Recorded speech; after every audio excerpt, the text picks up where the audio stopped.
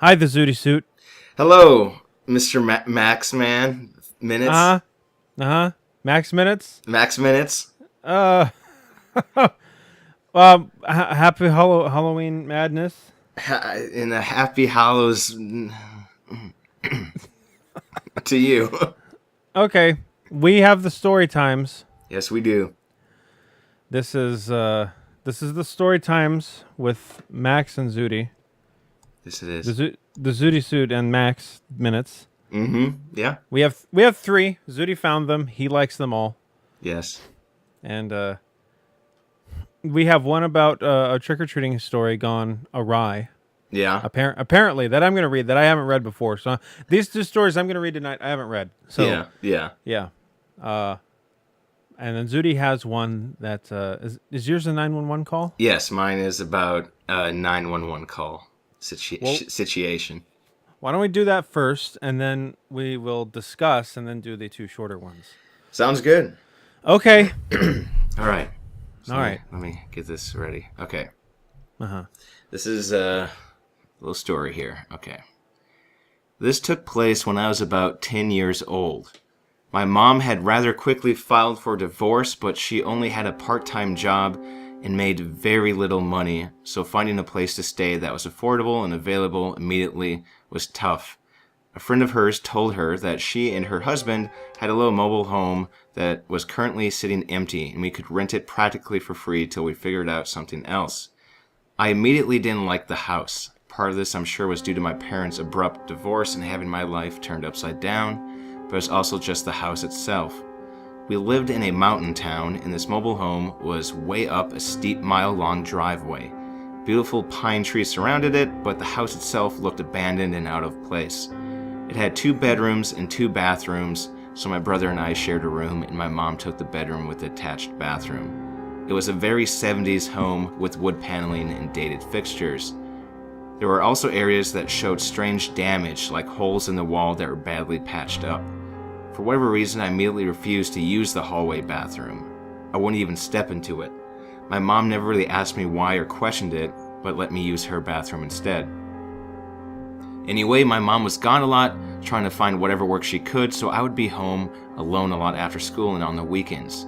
Each time I received the 911 call, I was by myself. The name of the story was called 911. Okay, so my mom always told us not to answer the door, but we should always answer the phone in case it was her.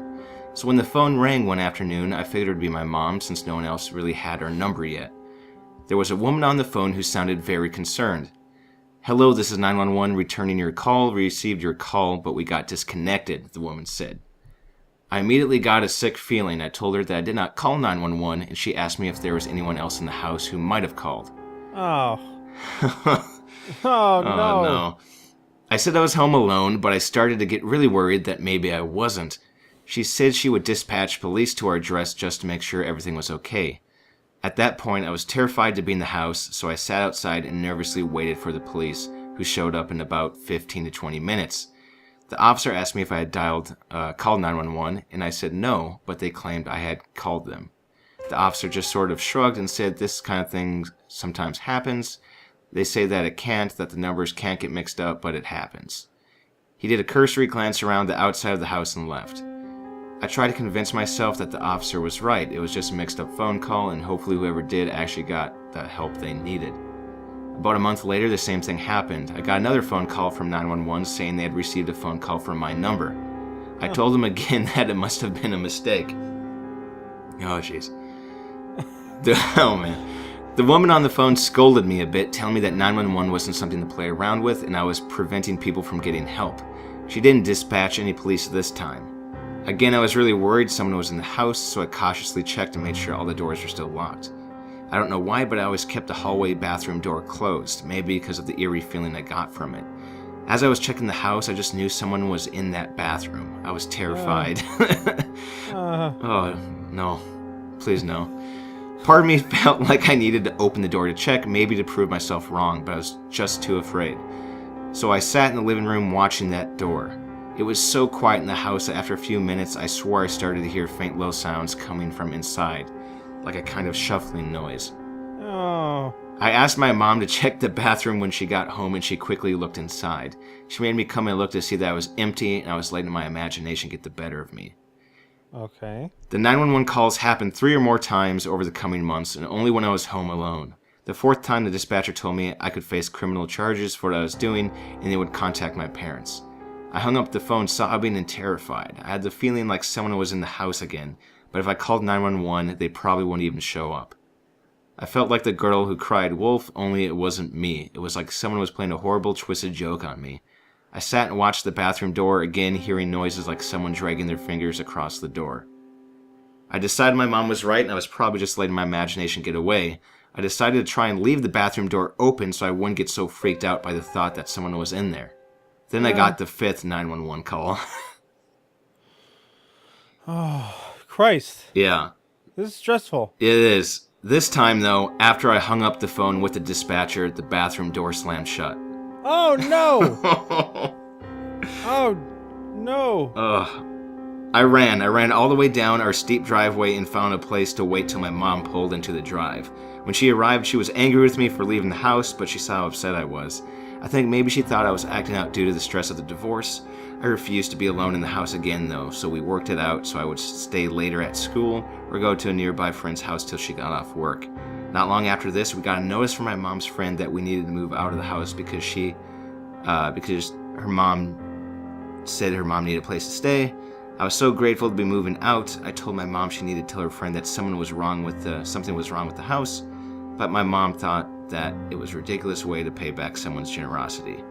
I moved around a lot the next few years and tried to forget about that house. It wasn't until I was older that I really thought about it. I witnessed an accident and had to call 911, and the fear and paranoia all came flooding back. I decided to do some research, which honestly I wish I had never done. A few years before we moved in, a woman was killed in that house in some kind of domestic dispute. It was days, though, before she was found shut up in the bathroom. Ah. And that was the story. Ah. Yeah. That mixes a paranormal / just maybe some crazy person running up your mountain town house to fuck with you. I don't like that. My thought was maybe somebody was using the line to call 911 so that so that whoever's in the house could call 911 and not get police sent out there, so they would have free reign of the place. Yeah. That was my thought. But Ghost. Yeah, I don't like that. Ghost. I like that. That was another thing on top of that. It was just some creepy person, because it gets to be a creepy person on top of that. Yeah. Just screwing with this person. Yeah, absolutely. Usually they're in some mountain area. Mile-long drive to get to this shithole. Some dude's just scoping out in the trees. Just runs crawls in there. The bathroom window. Yeah. Calls. Yeah, there's like a line running through that room or something. Calls it. No. Yeah, that's no good. That's no good. Do you ever have a room in your house or any other house that just is weird? Yeah. Yeah? I think most weird houses or rooms are just kitchens if it's the first floor, and if they have a window by the sink. Oh, that's your go-to. It's the screen window by the kitchen sink with the demon night light above it, illuminating it.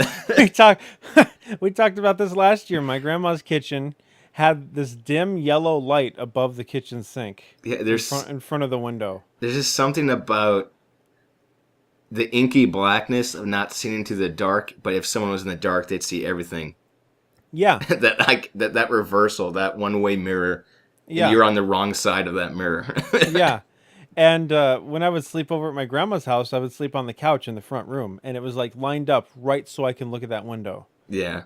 And she never drew the curtains on that thing.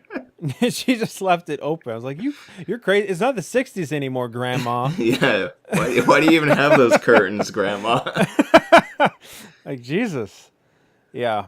In my house, there was the house I grew up in, there was a back room. My house was also a mobile home. It was a double wide mobile home. So I can kind of understand the layout of this house. Yeah. That they're talking about in this story. And it's basically a big long rectangular box, right? Mm-hmm. With rooms in it. It's not like a house where you can kind of tell this room is there or whatever from the outside. It's just like it's like a Sims house. Like imagine you make a big rectangle, and on the inside you put squares for rooms, and then you designate what they are. And at the end of my house were the two bedrooms, and I slept in one of those, and I slept in the one that looked down the hallway when you open the door. Oh And no. and at the other end, and when you look down the hallway, you look down the entire house.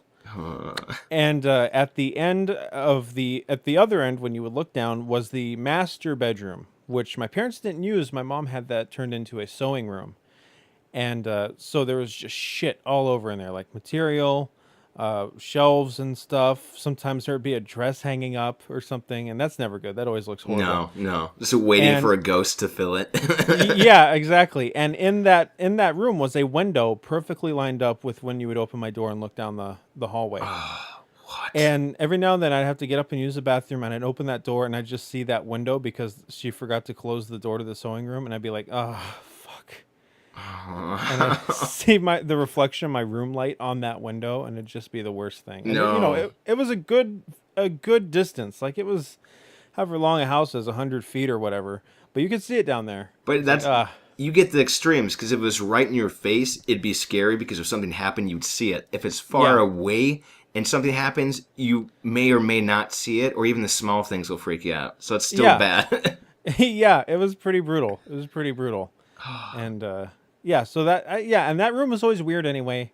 They never spent a whole lot of time in there. I got that room later when I was a teen as my bedroom, and it was creepy in there when I was sitting there as a teen because that room had veranda doors that would open up to the outside, and they were glass, Yeah.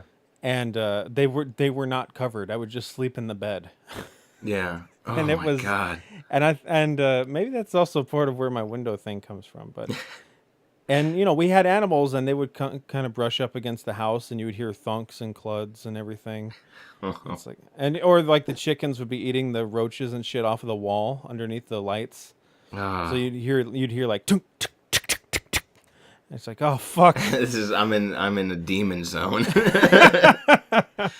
Yeah. I speaking of like creepy houses, I can't think of too many in the places I grew up, but I had a cousin where my uncle lived like in farmland, and they had like a farmhouse, and it was built into a hill, so it was Okay. like a 3-story farmhouse thing, and it was kind Ew. of pretty narrow and small, Yeah. but it was just built into the side of the hill. So what they had, it was an old house too, so they had like the hamper thing, Yeah. like on every floor that would go into the basement. Oh, the laundry chute. Yeah, like the laundry chute thing. Yeah. Yeah. And you go in the basement, and there's no windows down there, not even like side like into the hole because it was built into the side of this Yeah. Yeah. hill. So there'd only be windows on one side, technically speaking, but there weren't any windows. Okay. So it was just like a demon pit, and demon pit. it was just creepy. And of course, it had like the one basement light with the light bulb hanging there. Oh, good.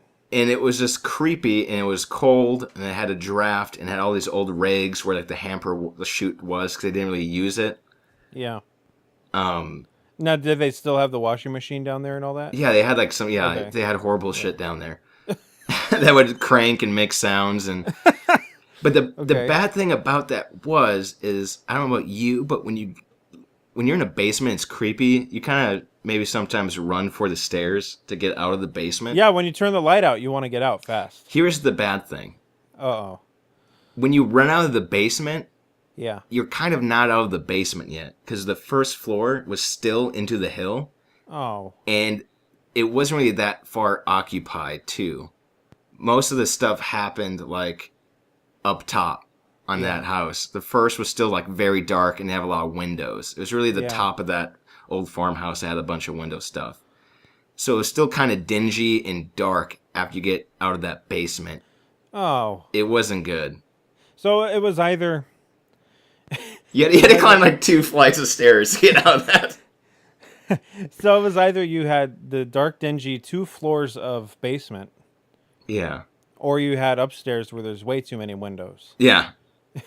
Looking into endless creepy farmland. That's where you camp out in the yard and you wait for something to enter the house and you become the monster. Yeah. Yeah. That it wasn't good. Yeah, that's shitty. And I would imagine you never liked that basement. No, Yeah. no, I only remember going down there a few times. I'd Yeah. rather go in their creepy barn more than that basement. Sure. Ugh, Sure. Yeah, that's no good. no That's good no at good. all. No good at all. Why don't we keep this one at like 15 minutes and then we come back in another one and do the next two stories. Let's do it. All right. Keep them wanting more. All right, guys. Max and Zooty, we'll see you on the next one. Bye. Bye. Bye.